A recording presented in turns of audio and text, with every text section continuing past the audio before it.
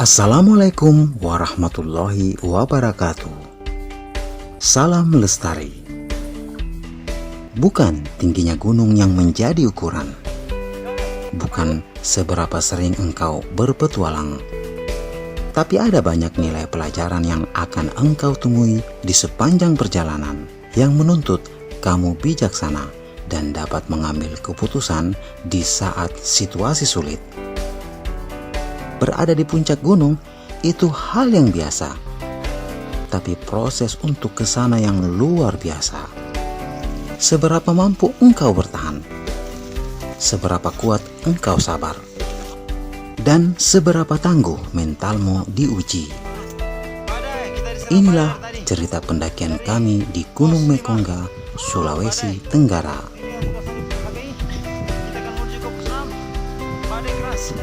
Pendakian dimulai hari Rabu tanggal 19 Januari 2022. Pendakian Gunung Mekongga merupakan kegiatan tahunan pencinta alam Konawe, dalam hal ini kelompok pecinta alam Palapa, Sulawesi Tenggara.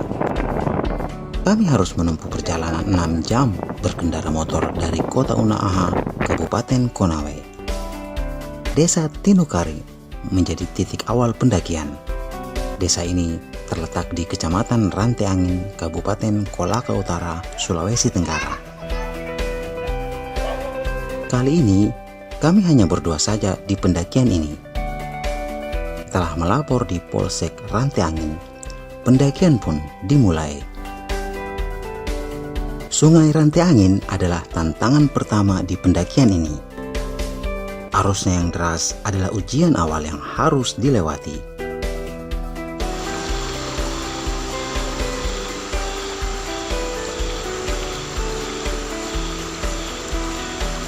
Kita berpijak di bebatuan sungai yang licin.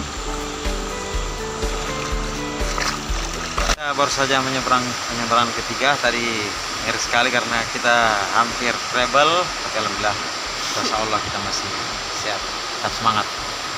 Ini dia penyeberangan ketiga, cukup dalam dan harus kita berhati-hati lagi. Membutuhkan waktu sekitar 1,5 jam menyipir jalur sungai untuk sampai di pos 1. Sejak beberapa tahun terakhir, kebanyakan pendaki sudah tidak melalui jalur pos 1 ini. Oleh sebab itu, tempat ini sudah sangat berumput dengan setapak yang sudah tertutup.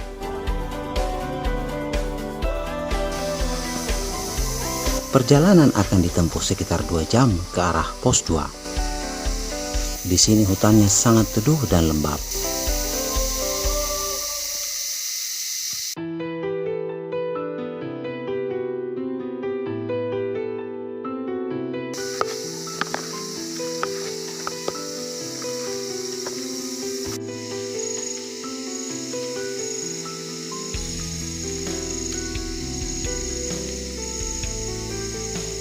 Beberapa titik akan terlihat pohon-pohon tumbang akibat pembukaan kebun atau pengolahan kayu.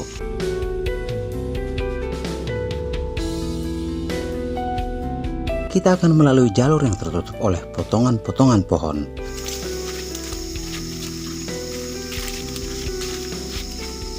Kita telah tiba di area ladang kakao. Ini berarti pos 2 tinggal menghitung langkah. Masih cukup cerah saat itu, saat saya menginjakan kaki kembali di tempat ini.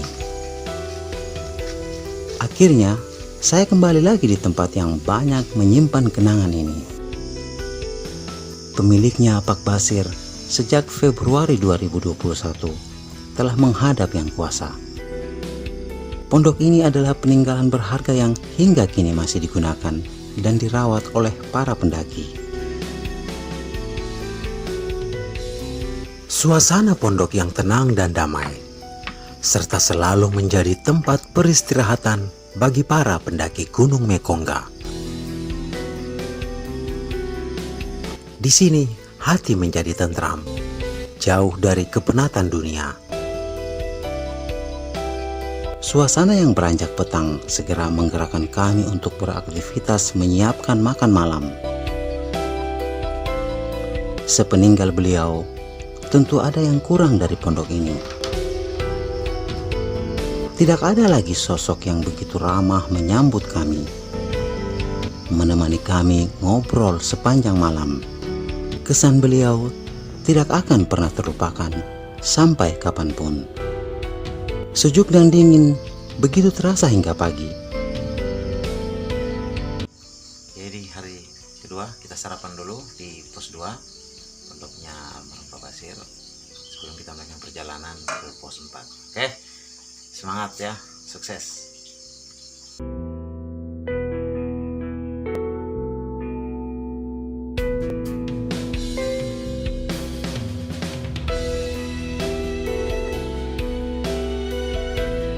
Pagi yang sedikit mendung akan mengantarkan kami memasuki hutan rimba.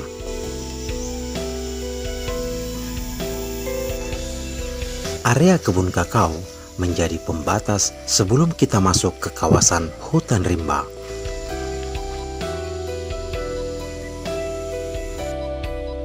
Hutan sebenarnya yang penuh tantangan akan dilalui. Break sejenak. Kita sudah setengah jam berjalan dari pos 2. Mungkin sekitar 1 jam lebih lagi kita tiba di pos 3. Mendung dan cukup bersahabat cuacanya. Semangat. Jalur ini memang sangat jarang dilalui sehingga sangat tertutup. Akan banyak pohon-pohon tumbang dilewati. Banyak longsoran dan retakan di jalur yang kami lalui. Tiupan angin saat itu kencang berhembus. Beberapa kali kami panik tidak karuan saat terdengar suara pohon yang akan tumbang. Sontak kami berlari menjauh sehingga sering tersayat duri. Butuh 3 jam untuk sampai ke pos 3. Cukup menegangkan perjalanan tadi. Terlalu banyak risiko dan peringatan di sepanjang jalan. Angin kencang tidak juga berhenti. Kami berjalan dengan rasa was-was. Khawatir jikalau ada pohon yang tiba-tiba tumbang. Sebelum petang, kami berdua sudah mencapai pos 4 atau pos NKRI. Sangat lega bisa tiba di sini sebelum gelap. Lokasi ini merupakan pos 4. Terdapat sebuah tugu Sulawesi. Di tempat inilah kita menyudahi perjalanan hari ini. Jadi pos Tugu Sulawesi perjalanannya sangat luar biasa. Sekarang sekitar 7 jam kita berjalan. Kita akan camp di sini dan insyaallah akan lanjutnya perjalanan kita. Oke, sukses. Salam sekali. Rasa tidak nyaman masih menghantui. Angin semakin menggila sepanjang malam. Ditambah hujan serta petir yang menciutkan gali untuk terus lanjut. Hingga pagi, rasa khawatir masih terus ada. Ya, dari malam kita camp di pos 4 dan kita akan menuju ke pos 5. Ya, tunggu kami selanjutnya. Semangat! Cuaca semakin ekstrim saja. Perasaan pun menjadi bimbang.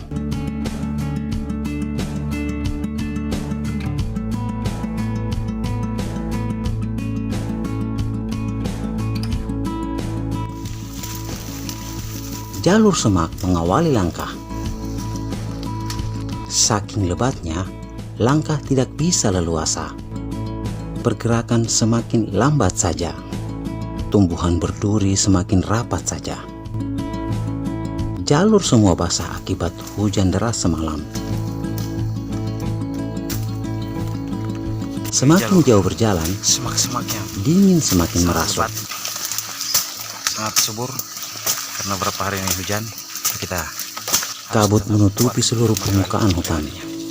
Angin kencang mengibas-ngibaskan pohon dan sesekali terdengar suara dahan yang akan patah. Sangat aneh kurasakan, masih di tempat ini kami sudah berasa menggigil. Kami hanya berdua di hutan ini. Pukul 2 siang, kita sudah sampai di pos 5. Hati semakin bimbang karena suasana semakin tidak bersahabat. Tapi mau diapa, sudah setengah perjalanan dilalui. Teruslah kami melangkah sebelum gelap tiba.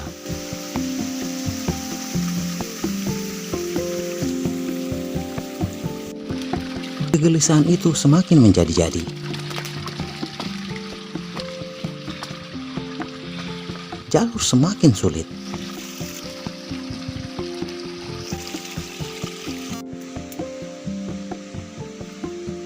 Banyak yang tertutup oleh ranting pohon atau longsoran.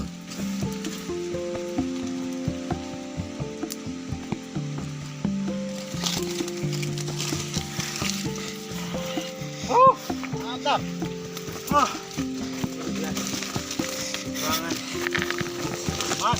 Mental semakin melemah, meski fisik masih siap beraksi.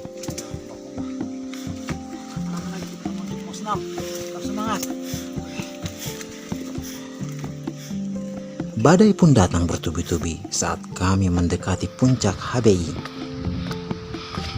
Ini situasi yang pertama kali saya dapatkan selama pendakian di Gunung Mekongga.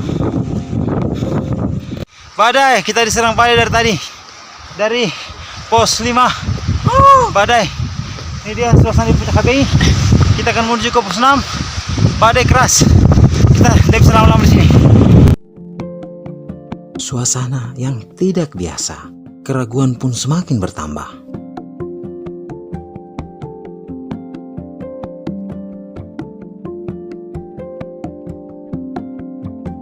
Pagi hari di pos 6, kami pun harus mengevaluasi perjalanan ini. Dari semalam hingga pagi ini, badai tidak pernah berhenti. Kami harus mengambil keputusan terbaik demi keselamatan dan kehidupan.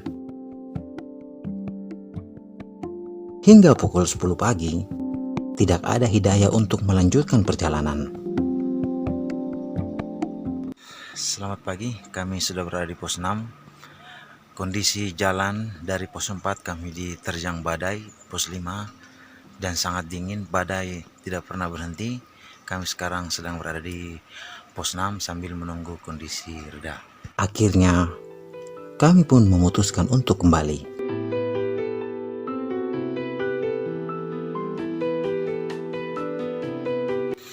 Ya, kita lihat di atas pegunungan sana sudah sejak beberapa hari badai tidak pernah berhenti. Kami tidak berani mengambil keputusan untuk lanjut karena sangat berisiko. Kami istirahat sejenak untuk sebentar. Kami harus kembali demi untuk menjaga keselamatan tim agar tidak terjadi hal-hal yang berisiko.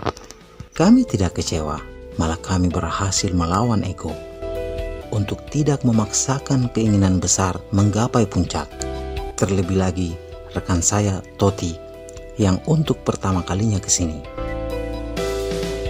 Ya sudahlah, masih banyak kesempatan baik untuk mengulang perjalanan ini. Ya, inilah suasana pagi kami di pos 6. Tetap semangat. Toti sedang menyiapkan sarapan sebelum kita sebentar kembali. Tetap semangat, insyaallah gunung masih tetap menanti kami di saat-saat yang tepat nanti. Tetap semangat, sebentar kita akan, setelah ini kita sarapan dan kita akan mengemas perjalanan, mengemas semua perlengkapan meskipun sangat dingin. Semangat ya, semangat. Oke, sukses. Perlahan kami kembali. Dan tidak ada rasa penyesalan meski sepanjang perjalanan pulang, cuaca sontak berubah drastis menjadi cerah dan bersinar mentari. Aku rasa Tuhan menyayangi kami. Ia masih memberikan kami kesempatan di kemudian hari, bukan saat ini. Perjalanan ini sungguh memberikan pelajaran serta peringatan bagi kami. Alhamdulillah, segala puji bagi Sang Pencipta. Terima kasih Allah atas keselamatan dan karunia kehidupan yang masih Engkau berikan. Salam lestari. Wassalamualaikum warahmatullahi wabarakatuh.